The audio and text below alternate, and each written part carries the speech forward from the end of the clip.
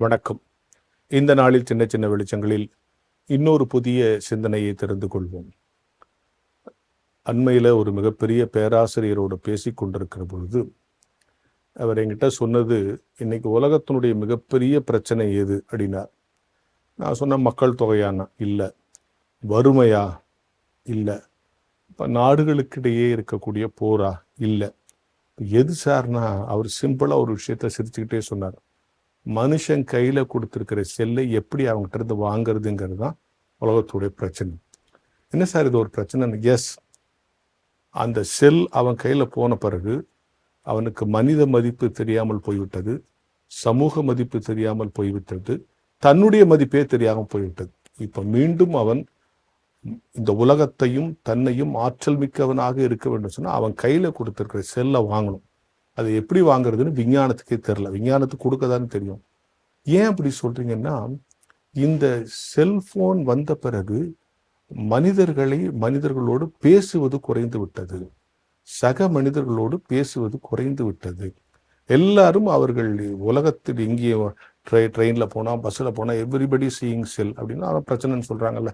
வீடுகளில் ஆளுக்கு ஒரு செல் உட்காந்து பார்த்துட்டு இருக்காங்க. ஸோ எல்லோரும் செல் பார்க்கறதுனால சக மனிதர்களோடு பேசுவது குறைந்து விட்டது. காணும் பொங்கல் என்று பிறரை போய் பார்த்து, பெரியவர்களை பார்த்து, சுற்றத்தை பார்த்து வணக்கம் சொல்ல வேண்டும் என்று அதற்காகவே ஒரு பண்டிகை கொண்டாடிய அந்த சமுதாயத்தில் காணோம் பொங்கல் என்று சொல்றதுபடி எல்லாம் காணாம போயிடுச்சு. யாரும் ஒருவர் பார்ப்பதில்லை.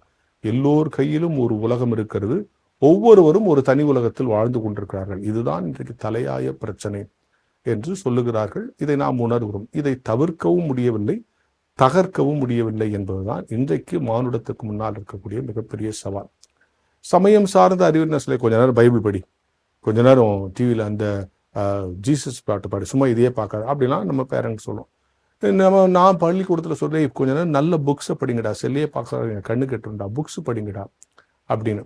இந்த கம்யூனிகேஷன் அப்படிங்கிற விஷயத்துல இது மிக பிரதானமான இடம் பிடித்து விட்டதால் ஒருவரோடு ஒருவர் உள்ள கான்வர்சேஷன் குறைந்து போய்விட்டது என்பதுதான் இன்னைக்கு மிகப்பெரிய இருக்கிற சோகம். எனவே இந்த மாதிரியான சிறப்பான நாட்களிலாவது இவற்றை ஒதுக்கி வைத்து விட்டு சக மனிதன்னா உங்க வீட்டில் அக்கம் பக்கத்தில் இருக்கிறவங்கள, அட்லீஸ்ட் உங்க வீட்டுக்குள்ளேயே இருக்கிறவர்களோடாவது நாம் பழகுவதற்கு, பேசுவதற்கு நேரம் ஒதுக்க வேண்டும். உதாரணமா கொஞ்ச நாளைக்கு முன்னால என்ன ஒருத்தர், சார் எங்க லயன்ஸ் கிளப்ல ஒரு ஃபேமிலி மீட் இருக்கு, நீங்க வரீங்களான்னாரு.